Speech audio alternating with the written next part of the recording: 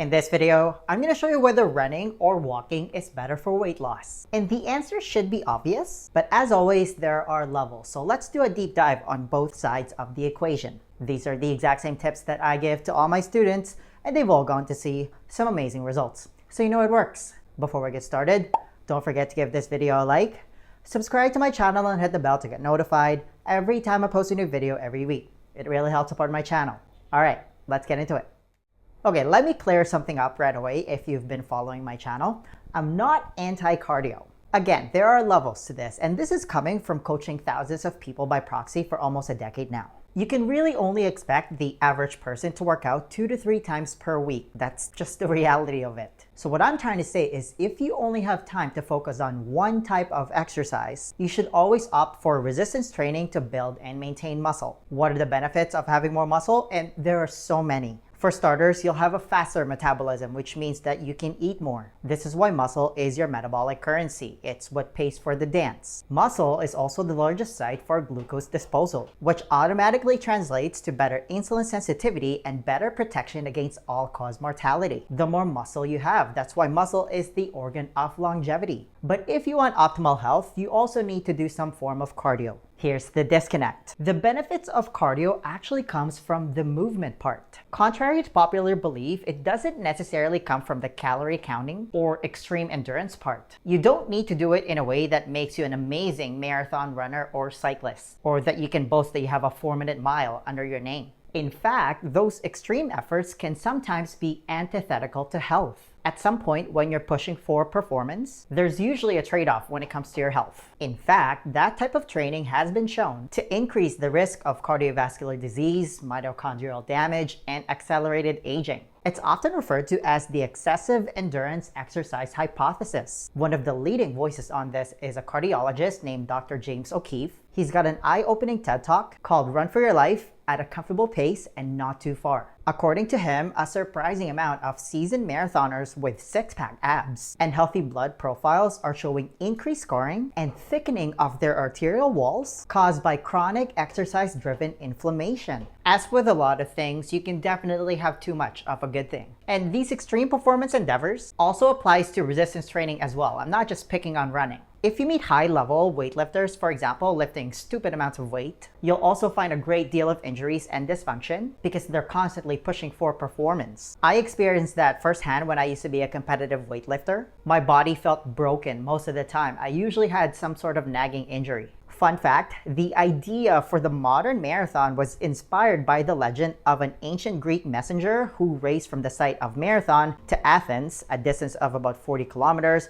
or around 25 miles. After making his announcement, the exhausted messenger collapsed and died. So if that doesn't sound appealing to you and you're just looking for health when you're doing cardio, you actually just need to move at a comfortable pace. How do you know if you're doing it properly? You can use Dr. Phil Maffetone's proven formula of 180 minus your age in beats per minute. For example, if you're 34 like me, your maximum aerobic heart rate is 146 beats per minute, and you want to stay below that when you do cardio. And from a health and longevity perspective, the best form of cardio is walking. Like nothing even comes close to it. You're also guaranteed to stay below your MAF heart rate because it's easy. I also have a separate video about the amazing benefits of walking, so make sure to check it out after watching this. But there's a couple of practical reasons for it. First, we all know how to walk. And you're probably thinking, thanks, Captain Obvious. Most people also think they know how to run, swim, row, or whatever. No, you actually don't. Like most people don't. Human beings evolved to do a few things really well physically.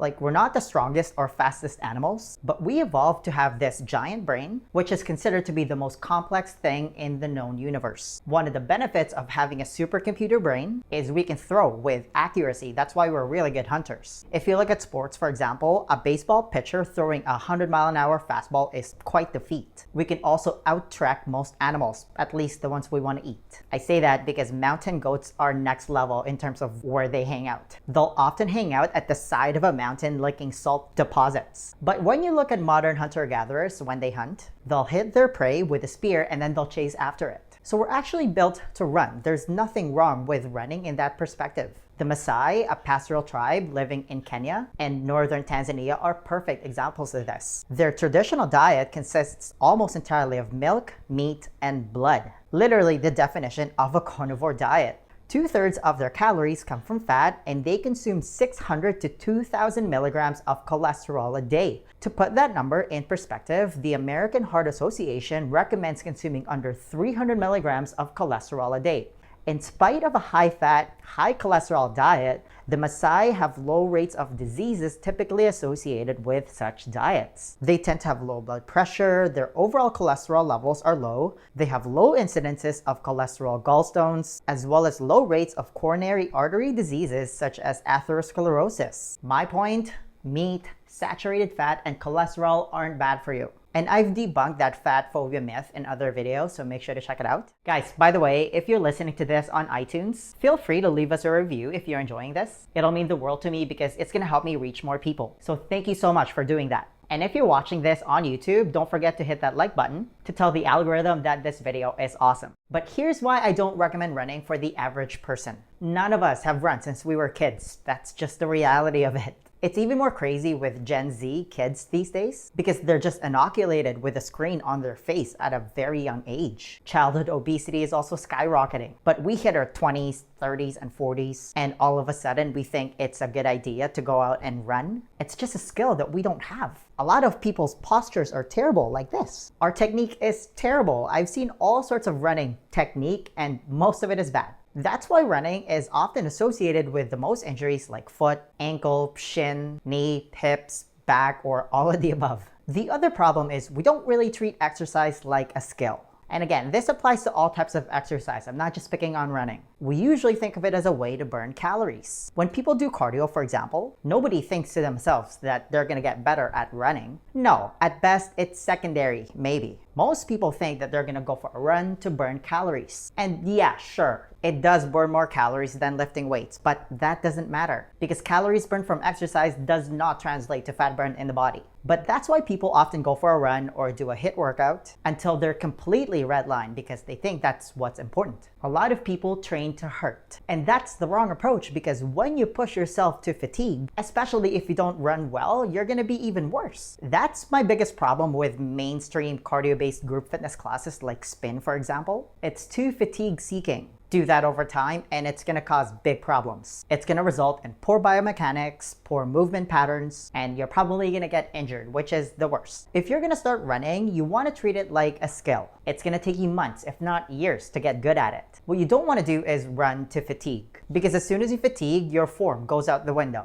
If your technique is trash, you're gonna turn into hot garbage when you're exhausted. Just like if you're learning how to golf, you never go out and swing as hard as you can. No, you work on the technique. Same thing with martial arts. It's not about punching the bag as hard as you can. It's about proper technique. And if you're one of those go big or go home, it doesn't count unless I'm completely exhausted type of runner. The great endurance runner, Eliud Kipchoge, recently revealed his training method, and he usually only trains at a moderate effort. And there are obvious exceptions. If you look at societies where people run from birth all the way up, it's just a part of their culture. The Maasai from Kenya are great examples again. Kipchoge is also Kenyan, by the way. Those societies run from birth and they don't have injuries or anything. They've perfected the skill. But when you look at the average person when they run, it's not pretty. I'm terrible at running. That's why I don't recommend it. Walking, on the other hand, is a completely different story. Like, we all walk. If I tell the average person to go for a 10 to 15 minute walk twice a day, they're not gonna hurt themselves. More importantly, you're gonna get the full benefits of cardio, which again is just movement. It's also easy. You just go outside and walk. If you can't go outside, walk around your house. There's also a dose response benefit, which means that the more you walk, the better. The benefits get magnified even more if you go for a walk somewhere in nature. I also love walking because it's so easy to incorporate in your daily routine. Here's a pro tip. If you want to increase your activity level, rather than scheduling a workout, just inject some activity into your day. For example, after a meal like breakfast, lunch, or dinner, go for a 10 to 15 minute walk. Now you've attached walking into a routine that you do every day. It's easy for it to become automatic. And don't underestimate it. Like 10 minutes, 3 times a day is 30 minutes of walking. And what you'll find if you do it this way is great consistency and adherence. Compliance is the science. Versus scheduling a 30-minute run every day or a 30-minute workout, it's just so much more daunting. That's why people often miss days because the workout sucks. Walking, specifically after a meal, is also great for improving insulin sensitivity and controlling blood pressure. I'm obsessed with giving this tip because it's just so mind-blowing. A 15-minute walk after a meal has been shown to cut the blood sugar and insulin response by half. It can also lower your blood pressure by 5 points, independent of any medication. The technical term for it is postprandial glycemia,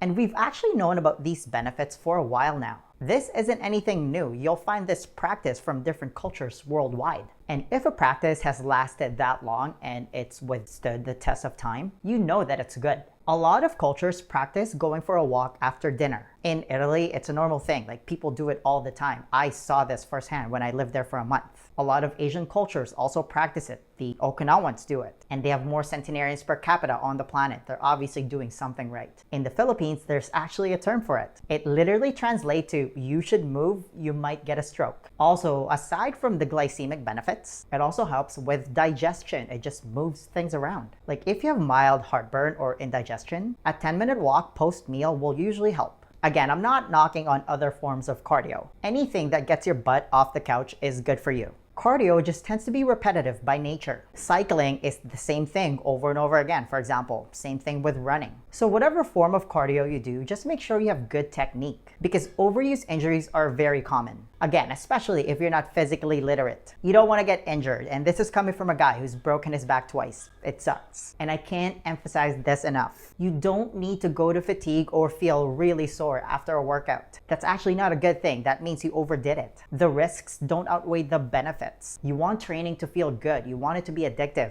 So just do moderate walks throughout the day, combined with a couple of days of resistance training, is more than enough to get to your goals. The next question then becomes, how are you actually supposed to eat if you want to lose weight? Because here's the thing, 80% of your body composition is determined by your diet. You can't just freestyle this part. Do you have a proven plan that you can follow? To help you with that, I want to give you a free copy of my Lean Body Blueprint. This is how I was finally able to get rid of all my unwanted body fat without depriving myself of my favorite foods or spending countless hours at the gym. It's a simple 4-step process specifically designed for busy professionals, and it's the exact same blueprint that I teach to all my students, and they've all gone to see some amazing results. If you want to be the next success story, then download your free copy of the Lean Body Blueprint right now. There's going to be a link somewhere at the top here or in the description box. Just click on it, type in your email, and I'll send it to you right away. Hey, give this video a thumbs up if you enjoyed it and share it with your friends. Please subscribe to my channel if you haven't already. I post a new video every week, and feel free to leave a comment below if you have any questions about this video. Alright, I'll see you in the next one. Virtual high five.